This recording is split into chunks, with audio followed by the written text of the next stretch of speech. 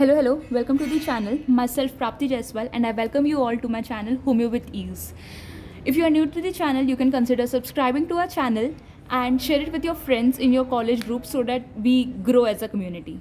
It is my only motive to make this channel and to create this channel, as I feel there is no any such good channels for homeopathic students, and I would want to create a good community for us. So I will like if you will help me in this. And yeah, so let's start with the video. So in this video, a girl asked me how to write an answer or how to present an answer in homeopathic materia medica or for materia medica. So it is as simple as that. If you follow SK Dubey, which is not teachers say just don't use those books, and even I would say don't refer those books at least from your second year. Start referring multiple books for materia medica. But if you are in first year, and especially when you have no time now, as you will be having your university examination. If you are in first year, you have just 3 months in your hand, so now you can definitely refer SK Dubey for your examination. उसमें तो ऐसा दिया ही है. So in examination also you have to write in the same manner only. And even if you refer any other book like all in one materia medica or any other XYZ book, Kent, if you are so good that you use your Kent from your first year, so you have to write under these topics, under these headings. So first of any XYZ drug, for an example कोई भी XYZ drug हो, start with the common name. मैं तो बोलती हूँ जितने भी तुम्हारे 50 ड्रग्स है कुछ, yes 50 ड्रग्स है, कॉमन नेम उसकी फैमिली बना के चार्ट रख दो, एग्जाम के टाइम पे उसे बस रिवाइज कर लेना सारा, ठीक है. सो कॉमन नेम सबका याद होना चाहिए, सबकी फैमिली याद होनी चाहिए. फॉर एन एग्जाम्पल अभी हम एथूजा लेते हैं, तो उसका कॉमन नेम क्या है, उसका कॉमन नेम फूल्स पार्सले, ओके. देन उसकी फैमिली अम्बेरी फेरेसी, ठीक है. और उसका इंट्रोडक्शन, ये मैं एक एग्जांपल दे रही हूँ. फिर उसका इंट्रोडक्शन, तो हर सारी ड्रग्स का you have to learn common name and family. Then introduction, like you कोई ड्रग अगर तुम बहुत ही एंड मूवमेंट पर हो, अभी तुम्हारी प्रीलियम आ रही है या तुम अभी के एग्जाम के लिए जा रहे हो, एटलीस्ट नो द बेसिक कि उस ड्रग में मेन स्फीयर ऑफ एक्शन क्या है, या मेन ये किस चीज़ के लिए काम करती है. जैसे कि अभी अथूजा वो चिल्ड्रंस में एक्ट करती है, एंड अगर वॉमिटिंग के लिए है वो, ठीक है, तो वो इंट्रोडक्शन में लिखो it is best suited in children in epilepsy. और फिर उसके बाद इंटॉलरेंस ऑफ मिल्क.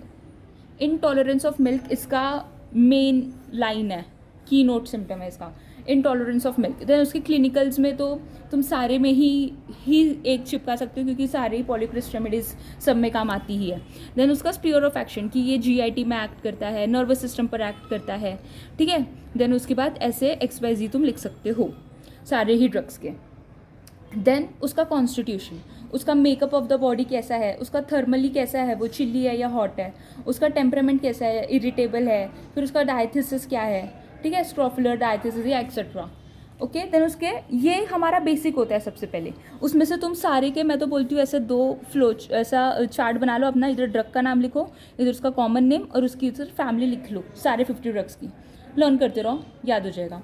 उसका मेन ड्रग तुम जैसे जैसे रीड करते रहोगे उसका तुम खुद ही लिख सकते हो कि introduction it is proved by Hahnemann और एनी, and it is a best polychrest remedy, okay, in homeopathy. फिर उसका लिख सकते हो कि it is bestly used in children और इंटॉलरेंस ऑफ मिल्क, ऐसा कुछ भी लिख सकते हो अगर तुमको उसके ड्रग के बारे में पता है. फिर क्लिनिकल तुम लिख लोगे कोई भी, मतलब उससे रिलेटेड, बट ठीक है सब में कॉमन भी लिख सकते हो. फिर स्फीयर ऑफ एक्शन भी कॉमन लिख सकते हो. देन उसके बाद कॉन्स्टिट्यूशन याद करना है तुमको. कॉन्स्टिट्यूशन में ऐसा पॉइंट बना लो कि तुमको ये 4 चीज़ें तो ड्रग की याद रखनी है. तो उसका मेकअप कैसा है, उसका टेम्परामेंट कैसा है, उसका थर्मल कैसा है, चिली है या हॉट है, देन उसका डायथिसिस. उसके बाद गाइडिंग सिम्टम्स, अगर SAQ है तो कम से कम 6 से 8 गाइडिंग सिम्टम्स तो तुमको याद होने ही चाहिए छोटे वाले ड्रग्स के. और अगर LAQ है तो विथ माइंड तुमको कम से कम उसके 15 पॉइंट्स तो भी याद होने चाहिए, तब जाके you will be able to write 10-12. ये भी मैंने ज़्यादा बोल दिया शायद, बट गाइडिंग सिम्टम्स सारे ड्रग्स को तुमको याद रखने हैं कि उसका मेन कैसा है, उसका एक्शन, फिर वो कैसा, उसका माइंड क्या है, वो सारा गाइडिंग सिम्टम्स में आएगा. गाइडिंग सिम्टम्स में हमारा माइंड भी आएगा, ओके. सो SAQ के लिए 6 to 8 पॉइंट्स एंड LAQ के लिए 15 पॉइंट्स एटलीस्ट याद रख लेना. देन उसकी मोडालिटीज़ कि उसका एग्रेवेशन कैसा है, उसका एमिलियरेशन कैसा है, ठीक है. ये सारे ड्रग्स का बहुत इंपॉर्टेंट है, तुमको एलन की नोट्स में अच्छे से मिल जाएगा.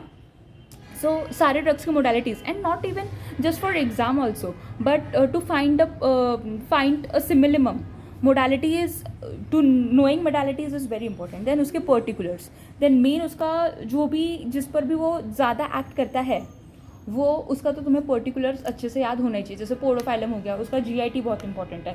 तो जीआईटी पर्टिकुलर्स तुमको अच्छे से आना ही चाहिए, क्योंकि SCQ can be asked from particulars also कि पोडोफाइलम का जीआईटी कैसे बता दूँ, या तो फिर कोई भी 2 जीआईटी के ड्रग्स पूछेंगे और उसमें डिफ्रेंशिएट करने बता देंगे. ओके, सो तुम्हें पर्टिकुलर्स दिखना है लास्ट में. Okay, so this is the format for you to write your answer in Materia Medica. I hope it helped you all, and if you are new to the channel, consider subscribing it and sharing it with your friends, and let me know your feedbacks, positive and negative, both you can tell me. And yeah, thank you for watching.